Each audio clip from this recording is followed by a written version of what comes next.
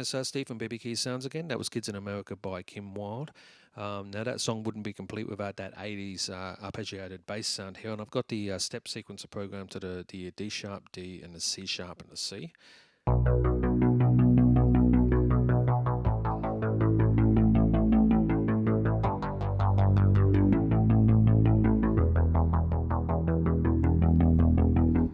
Now if you want to be super cheesy, you can add in that car sound there. Now, in a live situation, when you're triggering that part, that will actually give the tempo for the singer to sing over the top of you, and that will actually cue the band to come in.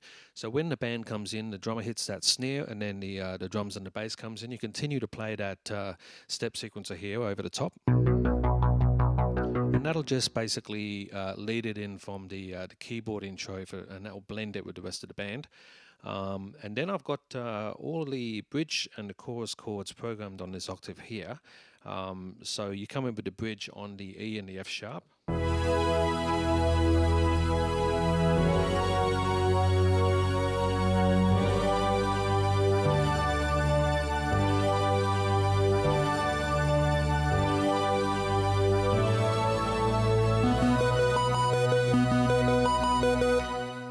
So as you hit the B, I've got a square synth programmed on the next 3 octaves. So you just play the arpeggio, you hold on to that those chords there at the bottom there just for 2 bars and then release it.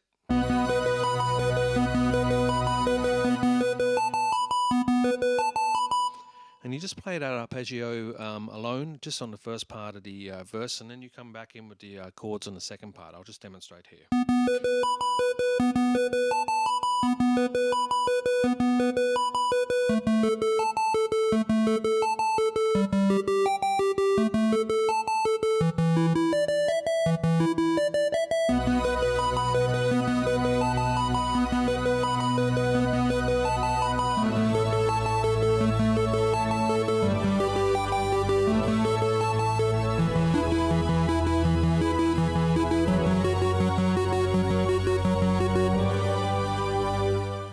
So as you can see, I just went from the verse there straight into the bridge, and I just dropped my hand down an octave there so I can play that,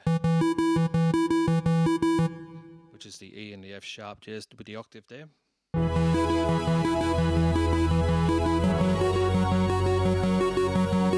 then in with the chorus.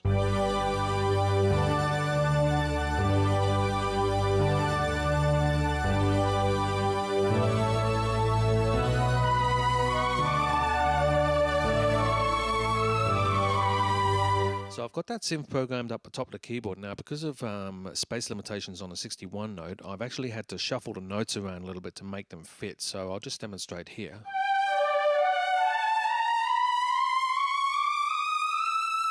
So it sounds a bit weird when you play it like that, but this is how it's actually played.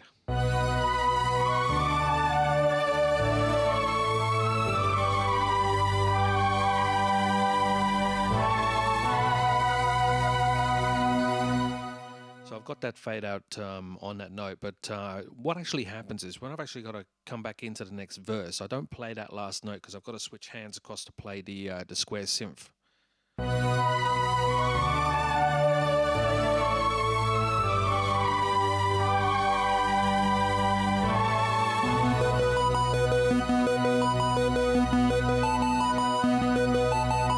So the final part of the song, you've got the square synth that's played along with the chords like so.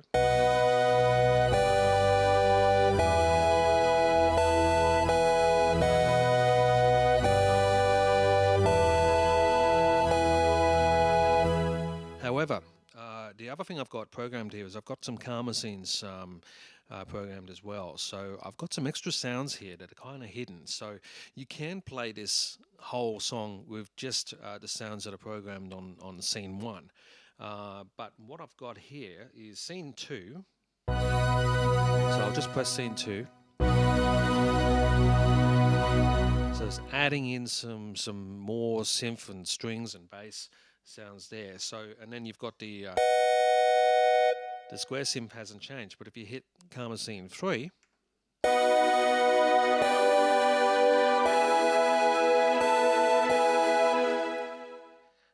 and then you've got the bottom notes there which are beefed up as well.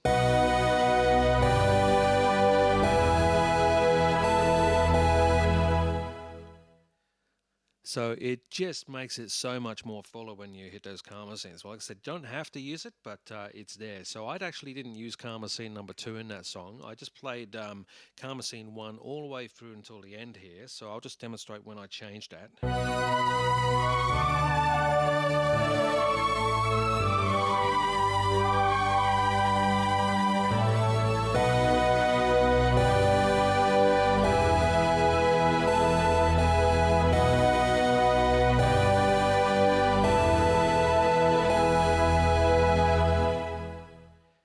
So I don't use karma scene number 2 because that just affects the chords on the bottom here. You don't necessarily need it, but sometimes it's nice if you add that extra layer into the bridge and the chorus. But it can be a little bit tricky to sort of keep changing over the karma scenes. So like I said, I stick with karma scene number 1 throughout the whole song.